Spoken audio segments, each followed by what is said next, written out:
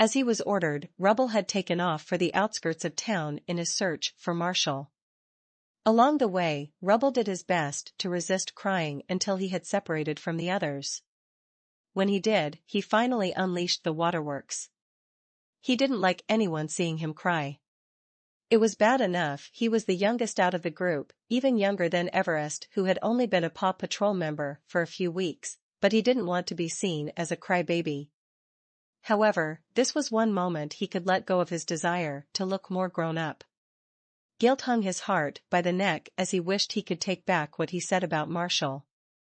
He was a great pup, and a great Paw Patrol member.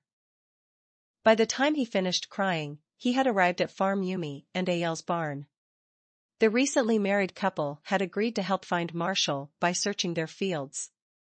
It had been half an hour since then, and Rubble had been calling for Marshall without stop, even trying his communicator tag.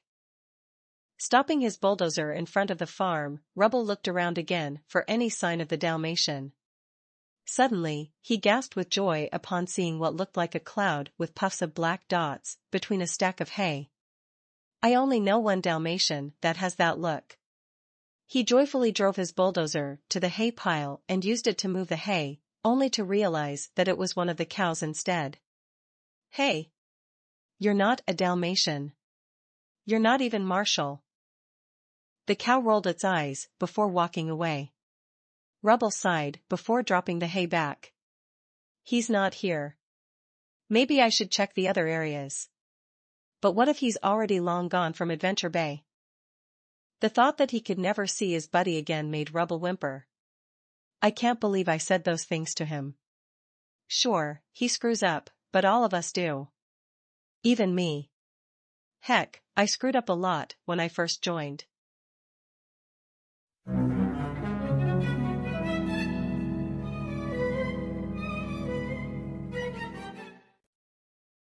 Okay, Rubble, you can do this, Rubble muttered to himself as he leaned forward from his seat. It had been a week since he had officially joined Paw Patrol. While he hadn't been sent on missions yet, it gave him plenty of time to learn how to use the bulldozer Ryder had given him as the new construction pup.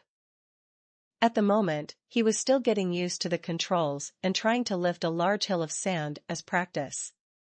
Turning his truck, he howled with the engine roaring as he shouted, "Rubble on the double." He pressed his paw down on the gas, only he felt his bulldozer head backwards instead. Gasping, the bulldog realized he had left the stick in reverse. More like Rubble is in trouble. His bulldozer continued to move backwards until it slammed into a tree, nearly knocking the wind out of Rubble.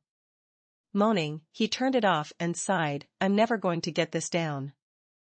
"Hey, Rubble. What's going on?" Rubble turned his head to see the Paw Patrol's fire rescue pup, Marshall, walking towards him with a smile on his face. "Hey, you're trying out the bulldozer Ryder made. How's it working?" "It works fine, it's me that's not working right," sighed Rubble, sinking into his chair. "Really?" asked Marshall, jumping up and landing near the bulldog. "What's wrong?" "I keep screwing up. I want to be a Paw Patrol member so badly, but every time I try to do this thing I keep forgetting something," said the saddened pup. "Maybe I'm not cut out to be a construction pup." "Hey, don't think that. If Ryder thinks you're perfect for the team, then I trust him. Besides, everyone screws up. I even did when I started using my fire truck," said Marshall, putting a paw on Rubble's shoulder. "What did you do?" Marshall blushed and chuckled. "Every time I used my ladder, I used to always come down riding on my butt. It got really sore and red, to the point where I could have been named Marshall, the Red Butt Pup." Rubble snorted before laughing out loud, imagining the sight of such a thing. "That's so funny. Did you get better?" "Oh, I did. But I still fall on it occasionally. While also getting in a ton of other crashes, as you well know," pointed out Marshall. "Like this afternoon when you slipped on Zuma's marbles and slammed your head into Ryder's pizza?" asked Rubble. "Yeah, but that was worth it for the pepperoni," said Marshall, rubbing his stomach and licking his lips at the memory. "The point is, we all screw up a bit. You just need to keep practicing, and you'll be awesome in no time." "Okay. Let's give it another go," shouted Rubble. He turned on the bulldozer and this time remembered to put it in drive. Pressing forward, Rubble grit his teeth with determination as he lowered his large blade and began scooping up the sand. "Yeah. I did it." The two dogs began to bark with joy until Marshall gasped. "Wait, Rubble. You forgot to stop the blade." The two watched as the scooper continued going up until it reached the top and tipped the sand to pour on top of them. The two dogs held their breath until they were covered in a pile of sand, head down. Popping out of it, they looked at each other and just laughed at the sight of themselves. "Hey, when you're done, do you want to watch Apollo the Super Pup with me?" asked Marshall. Rubble tilted his head. "Who's Apollo?"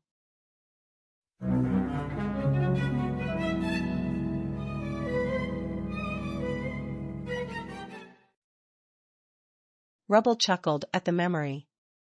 True to Marshall's word, he did get better as time went on, and was just as good as the rest of his friends.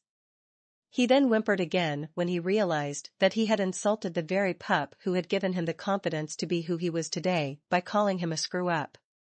But Marshall's helped save the day so many times, even with his screw-ups. Yet I yelled at him, all for messing up my favorite cartoon that he introduced me to. A cartoon was just a cartoon. It could be seen again, even on demand. But a friend was irreplaceable. Vowing to never see another Apollo cartoon until he found Marshall, Rubble continued on his search.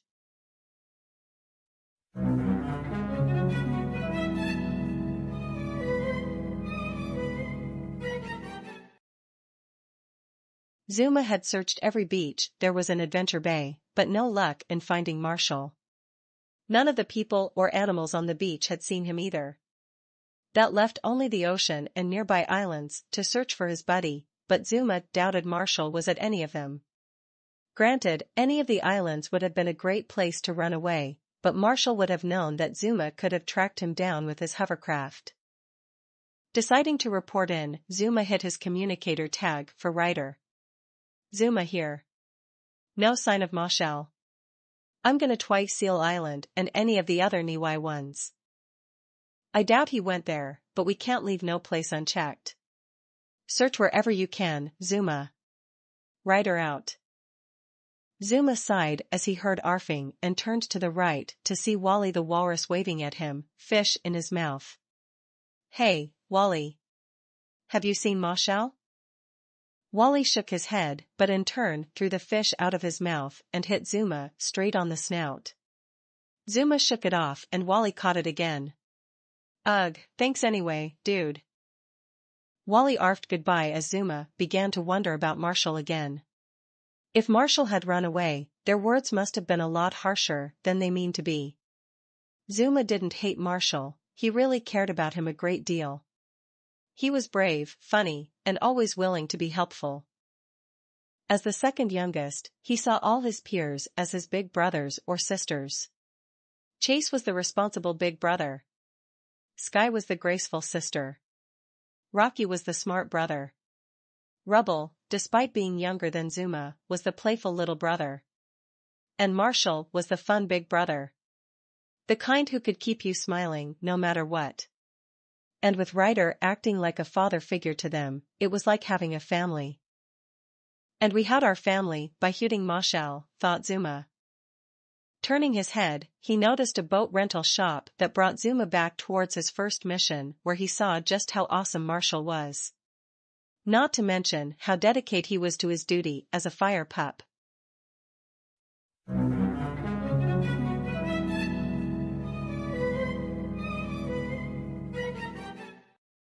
Although he had been hoping his first mission as a member of Paw Patrol would be big, Zuma didn't expect it to be this big. An electrical fire had caused a boat rental shop to catch fire, and the entire team was needed to handle it. Marshall took the lead by using his fire truck to spray water at the building while Chase kept the growing crowd away from danger. Sky was keeping an eye on things in the air, being mindful of the smoke, while Zuma and Rocky were in charge of making sure the nearby boats didn't catch on fire. Zuma was surprised by how calm the team was. They had only been operational for a few months, but they were acting like pros. Zuma, having only been around for 2 weeks, couldn't help but be impressed. While Rocky was using his tools to unhook the boats and tying them to the hovercraft, Zuma was ordered to bring them to the other side of the bay as far from the fire as possible. That's the last one, Ryder, said Zuma, calling his new owner. He watched as Rocky tied the rope of the last boat to the harbor. Great job, Zuma and Rocky. You guys head back here and dash. Help! Help! That's my store, shouted the voice of a woman. Zuma activated his view screen on his tag and saw a blonde woman talking Ryder. That's my shop. Oh my gosh. My son's in there. Both Zuma and Rocky gasped at the thought of a kid inside that huge fire. Zuma had never seen a fire as big as this one before. If a human is in there. Ma'am. Which floor is your child on? Asked Marshall, running into view.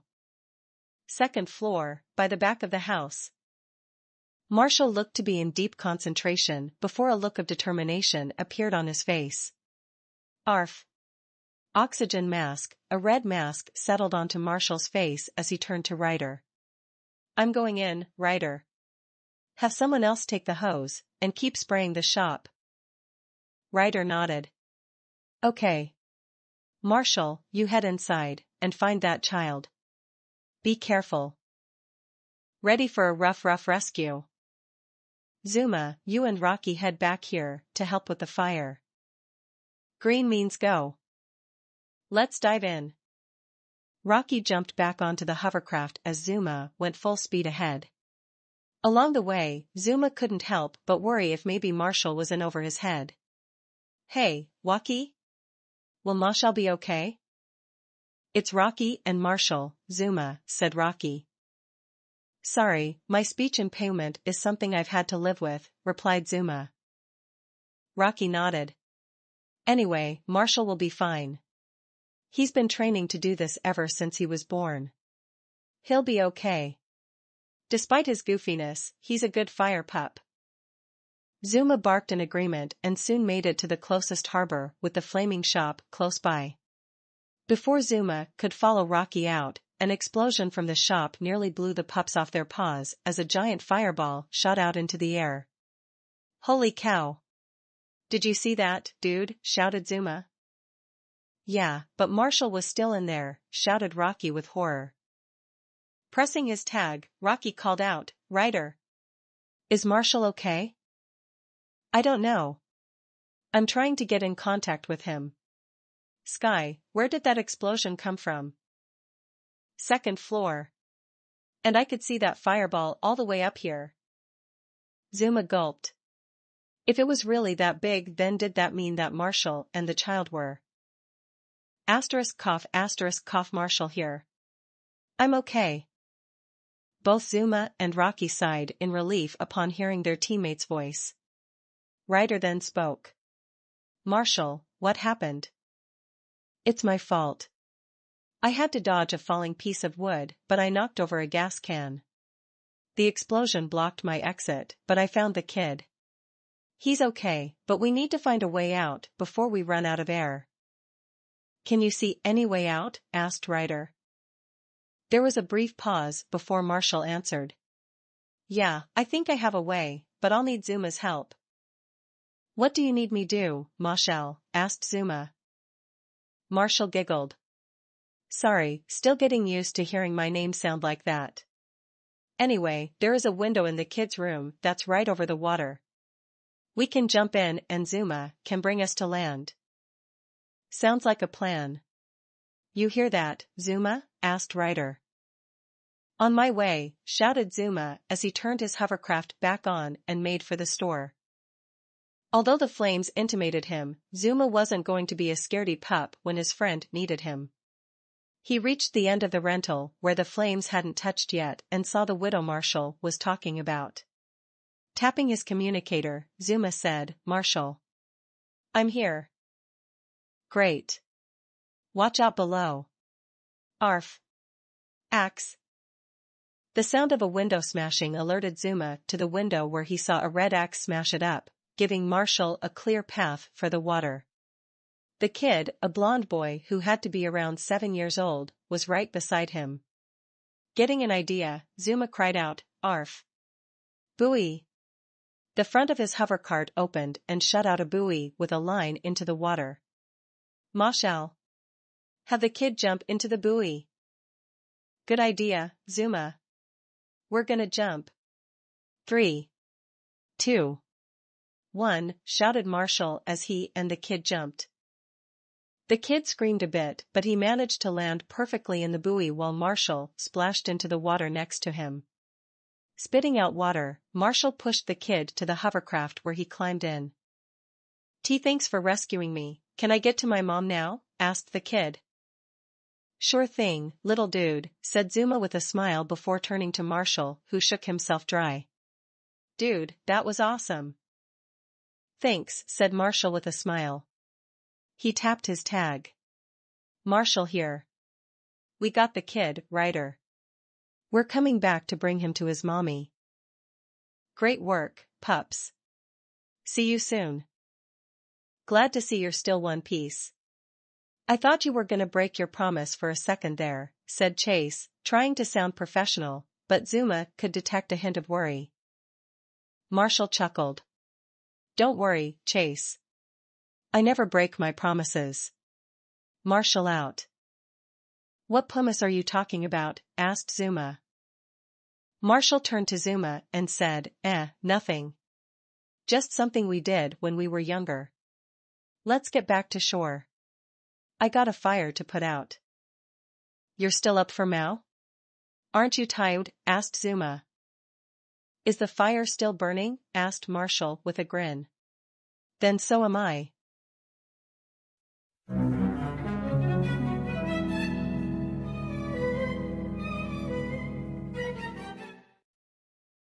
He was a hero that day, thought Zuma with a smile as he gazed at the newly repaired shop. And not just that day. The time he sacrificed his chance to be world's fastest fire pup.